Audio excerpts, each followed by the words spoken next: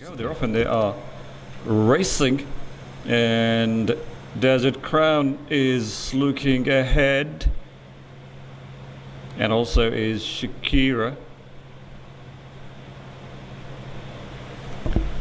Shakira has lost the momentum. Prodigal Rain has dropped to the third. So now is approaching Echelon, has gone towards the inner side. Great recovery from Echelon.